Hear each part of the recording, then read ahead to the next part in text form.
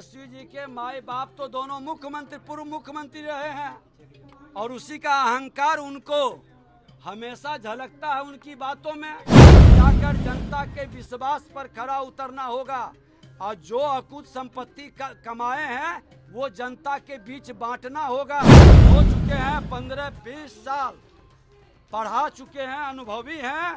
वो शिक्षक की योग्यता पर अब कोई प्रश्न नहीं है, होते रहता है।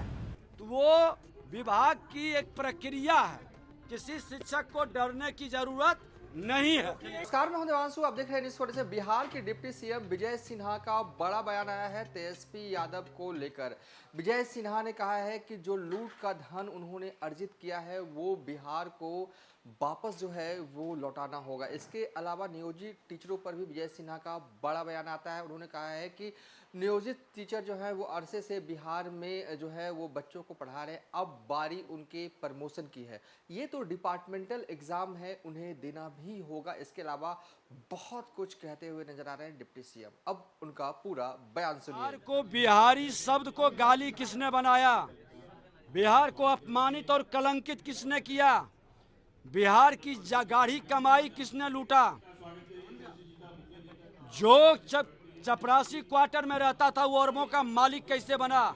और जिन लोगों ने, जिन राजनेताओं ने बिहार की जनता की गाढ़ी कमाई लूटी है, क्या बिहार की जनता उस पर विश्वास व्यक्त करेगा? जो अपराध भ्रष्टाचार बिहार के अंदर ला दिया, लोगों को दहशत में लाया है, जनता कभी विश्वास नहीं करेगी। जनता मालिक है, देख रहा है सत्ता में बैठे हुए। जब थे तो एक दिन भी आंसू पोंछने नहीं गए थे। नेता प्रतिपक्ष के नाते 500 दिन में 341 दिन में आंसू पोंछ रहा था, लेकिन सत्ता में बैठे लोग आंसू पोंछने क्यों नहीं जाते थे तो उप मुख्यमंत्री, नेता प्रतिपक्ष भी 5 साल रहे।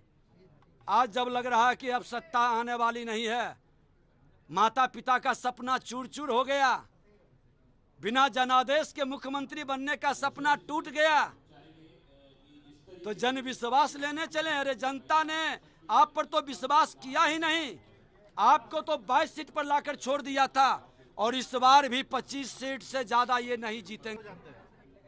बीजेपी वॉशिंग मशीन नहीं है।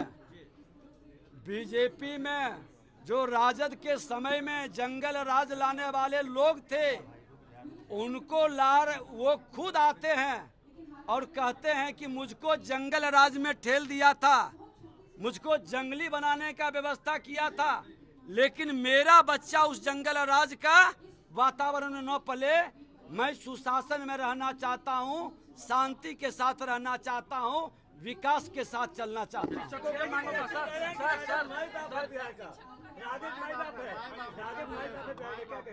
अब तेजस्वी जी के माए बाप तो दोनों मुख्यमंत्री पूर्व मुख्यमंत्री रहे हैं और उसी का अहंकार उनको हमेशा झलकता है उनकी बातों में। उनको इससे बाहर निकलना होगा।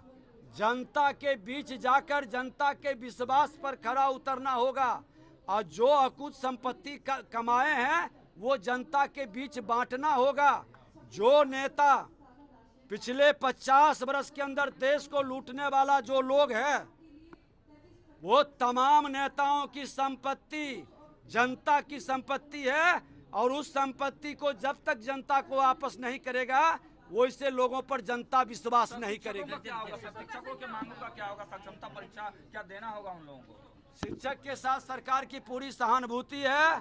जो शिक्षक नियोजित हो चुके हैं, 15-20 साल, पढ़ा चुके हैं, अनुभवी हैं, वो शिक्षक की योग्यता पर अब कोई प्रश्न नहीं है।